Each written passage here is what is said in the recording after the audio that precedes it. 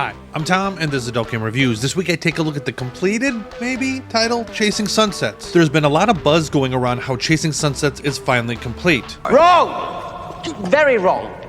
Guys, it's not.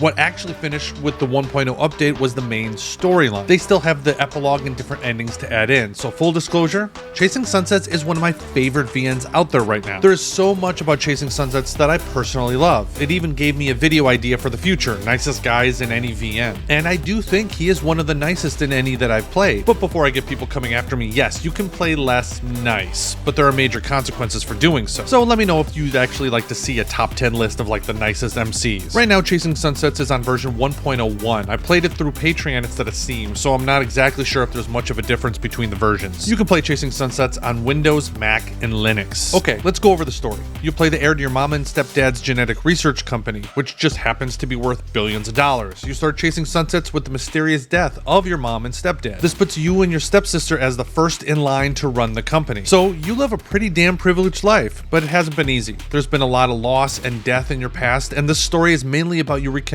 with your sister and others you haven't seen in a long time. I love Chasing Sunsets because the choices do matter. There are multiple playthroughs. I was on Jay's path the first time through, and I started over to be more on a group path, if you know what I mean.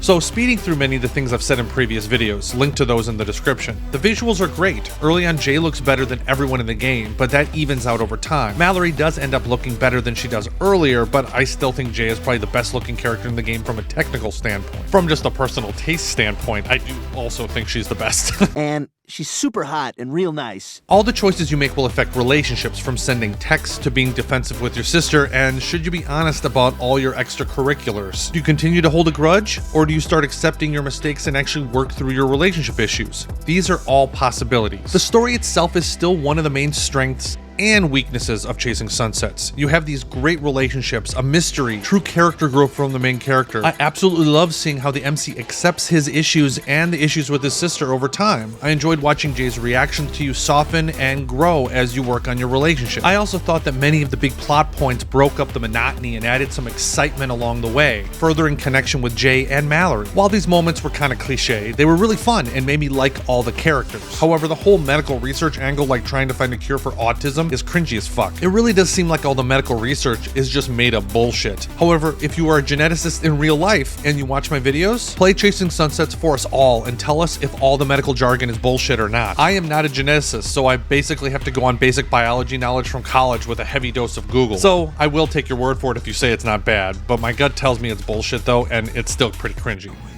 This is so wrong. This is so wrong. So, is Chasing Sunsets worth it to jump into version 1.01? If you're like me and will likely play every update anyway, well then sure, jump on in. If you are someone who hasn't played in a few updates or have been waiting to play until it's complete, I would honestly say no. It's not time to jump back in. Why? Well, is the ending of the main story appropriate? Yes. It makes sense and wraps things up nicely, for the most part. Is it satisfying?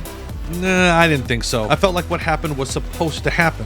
It felt kind of lackluster in that way. Let me know down below if you disagree or not. I'm fully expecting some plot points to be tied up in the epilogue and with some of the endings, so I would wait until the epilogue and endings have been completed before viewing this as really complete. So ignore the version number. Don't get me wrong, I still really enjoy Chasing Sunsets, but it just doesn't feel done because it's not done. I want to thank all my backers on Patreon and Subscribestar. If it wasn't for you guys, none of this would be possible. Also, if you haven't seen my video on the 19 games from the community, you can check that out right here.